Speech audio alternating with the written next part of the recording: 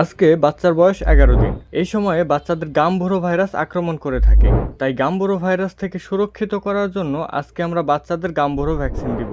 Gumboro vaccine সাধারণত 1 থেকে 12 দিনের মধ্যে দিতে হয়, কিন্তু যেহেতু আমরা আগে 6 দিন বয়সী বাচ্চাদের রানীক্ষেত ভ্যাকসিন দিয়েছিলাম, তাই 2টা ভ্যাকসিন দেওয়ার মধ্যে কিছুদিন গ্যাপ রেখে আজকে 11 দিনে গাম্বুরো ভ্যাকসিন দিচ্ছি। গাম্বুরো ভ্যাকসিন দেওয়ার ক্ষেত্রেও আমাদের ঠান্ডা আবহাওয়া দেখে ভ্যাকসিন দিতে হবে এবং এটি রানীক্ষেতের মতোই এক চোখে 1 ফোঁটা করে দিয়ে দিতে হয়। চোখে 1 ফোঁটা করে দেওয়া অনেক হ্যাসেলের কাজ, তাই এইবার আমরা বাচ্চাদের ভ্যাকসিন পানির সাথে মিশিয়ে খাইয়ে দেব। তবে যদি চোখে দিয়ে দেন তাহলে অবশ্যই সেটি সব থেকে বেশি ভালো হবে, এতে প্রতিটা বাচ্চাই প্রপার ভ্যাকসিন পাবে। তবে পানির সাথে মিশিয়ে দিলে একটু পর পর বাচ্চাদের একটু দৌড়ানি দিতে হবে, যেন সকল বাচ্চা এই ভ্যাকসিন মেশানো পানি পান করে এবং 2 ঘন্টার মধ্যে ভ্যাকসিন শেষ করতে হবে। এর বেশি সময় ভ্যাকসিন মেশানো পানি রাখা যাবে না। যেহেতু 2 ঘন্টার মধ্যে ভ্যাকসিনের পানি শেষ করতে হবে, তাই ভ্যাকসিন দেওয়ার 1 ঘন্টা আগেই পানির পাত্রগুলো সরিয়ে ফেলুন। এতে তারপরের 1 ঘন্টা পর যখন ভ্যাকসিন মেশানো পানি দিবেন, তখন প্রতিটা বাচ্চাই তৃষ্ণার্ত থাকবে, ফলে বাচ্চারা ভ্যাকসিন দেওয়া পানি তাড়াতাড়ি শেষ করে ফেলবে।